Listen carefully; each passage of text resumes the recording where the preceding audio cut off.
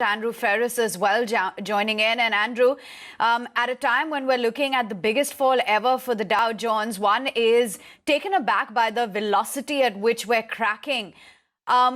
Do you think that this kind of a fall is likely to only get worse in the coming days? That the markets are going to stay incredibly under pressure of volatility, yes, but how much more it can fall, I'm afraid I will only be guessing, because these are one-off events. In other words, we're not looking at how well priced or underpriced the market was, and now we'll tell you, good, it is good value to buy. Okay, that's not the case at all. And also, don't forget that the markets are reacting all the time to something which is completely unpredictable. In other words, no one can tell you how and where the infection will spread, how long will it take before it peaks, and then how long it will take to subside. So any forecast based on expectations of infection, all right, and then from that draw any conclusions about the impact on GDP is bound to be wrong. Economic forecasts have a wide margin of error, but fair enough, but they are based on concrete historical events. In the case of an infection, there is nothing to go by behind it. So we can't possibly say that, well, infection is going to peak in China during April or during August, and then I have no idea, Hong Kong is going to be much better in July.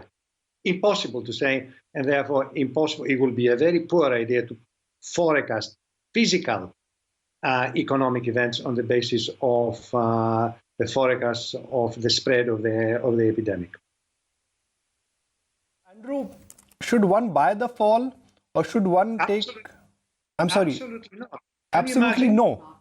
Absolutely. Can you imagine if yesterday I would tell you now it's a good time to buy, and the markets fell by 4%, the S&P fell by 4% in a single go? It would be completely idiotic to do that. Absolutely not.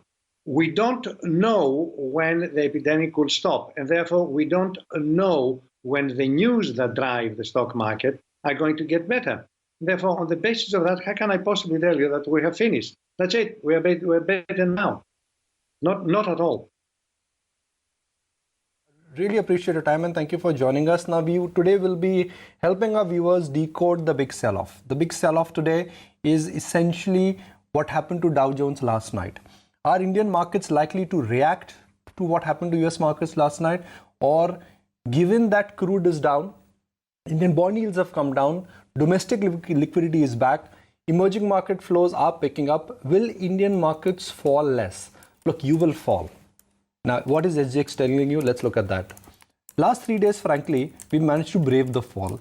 And there you go. Dow yesterday was down 1100 points. On 5th of Feb, 1175.